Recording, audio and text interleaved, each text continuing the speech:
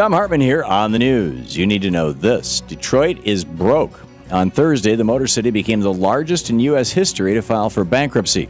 After decades of factory closings and a massive decline in population, even Governor Rick Snyder's little dictator, Kevin Orr, couldn't save the city from financial ruin. Now that Mr. Orr has moved Detroit into bankruptcy court, creditors will be forced to accept pennies on the dollar for the city's debt. Of course, Governor Snyder and Mr. Orr are calling for huge cuts to Detroit's union and pension contracts, which they've been after for some time. Even before the bankruptcy, Mr. Orr tried to convince these groups to accept 10 cents on the dollar and blame public unions for the city's financial strain. Because the pension groups refused the so-called offer, Mr. Orr and Governor Snyder are blaming the bankruptcy on public workers. In a press release yesterday, Governor Snyder wrote, "Despite Mr. Orr's best efforts, he has been unable to reach a restructuring plan with the city's creditors.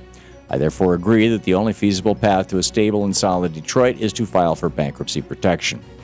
In a press conference today, Mr. Orr indicated that secured creditors will be favored over unsecured, translation Detroit workers, creditors who are screwed. Governor Snyder has offered no alternatives other than throwing workers under the bus. No alternatives like investing in the city by creating jobs or repairing infrastructure. None of these things which could be done using state funds. Instead, Snyder and Orr will use 3 decades of Reaganomics, outsourcing, and wage decline to destroy public unions and sell the city off in parts to their billionaire buddies. And it won't be long before Republican lawmakers in other states catch on and use forced austerity measures followed by bankruptcy to do the same in their states. In screwed news, only weeks ago, thousands gathered at the Texas state capitol to protest a radical anti-abortion bill. Republican lawmakers in the Lone Star State must like all the attention because they're considering an even more extreme version of that law now. The previous bill banned abortion after 20 weeks and will shut down the majority of abortion clinics in that state. Although the measure was just signed into law Thursday morning, a few hard-right state legislators think it doesn't go far enough.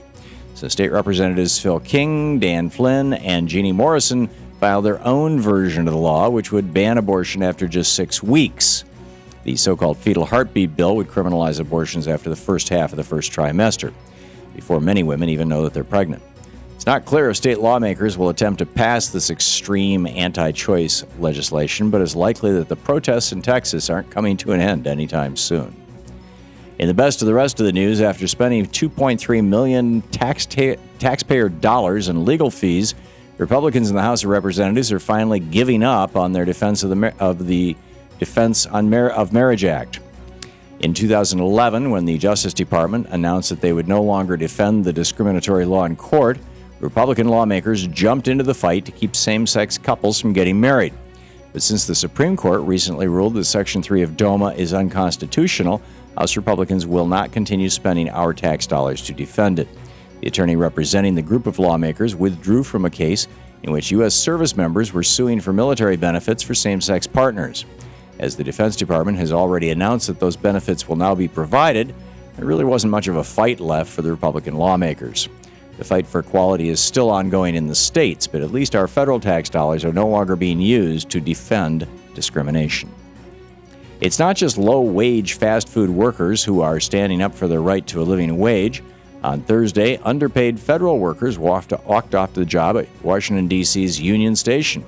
They went on strike for the third time in 8 weeks to protest poverty wages. Workers are taking part in a campaign called Good Jobs Nation to put pressure on the federal government for allowing private sector partners to pay employees less than they need to survive.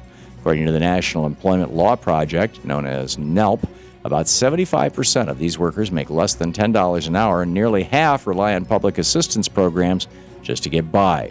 The NELP reports that the federal government has more low-wage workers than Walmart and McDonald's combined. Democratic Representatives Keith Ellison and Eleanor Holmes Norton joined striking workers, and they are urging President Obama to put an end to these poverty wages. One of the striking workers said, "We're all just trying to reach the American dream." As more workers around our nation stand together and speak out, hopefully that dream will soon be possible. And finally, Uber is the latest thing for on-demand car services. And in response to the current heat wave, they're also the latest thing for on-demand ice cream. Today only, Uber users in 35 cities can not only place an order for a car, but they can use Uber apps to request that an ice cream truck come to their location. The requirement is that Uber users purchase a minimum number of ice cream treats and make the requests between 11 a.m. and 5 p.m. The company tried out the special event last year, and they were overwhelmed by the response. So this year, they expanded the offer to more cities to help more of their users beat the heat. Despite the amazing response, the promotion will only run one day, as a company spokesman said, "We're not going to be an ice cream delivery company." On-demand ice cream may sound like a child's fantasy, but for today, it's a real-life possibility for people suffering in extreme heat. Parents, keep a close eye on your smartphones. That's the way it is today, Friday, July 19th, 2013. I'm Thom Hartmann on the news.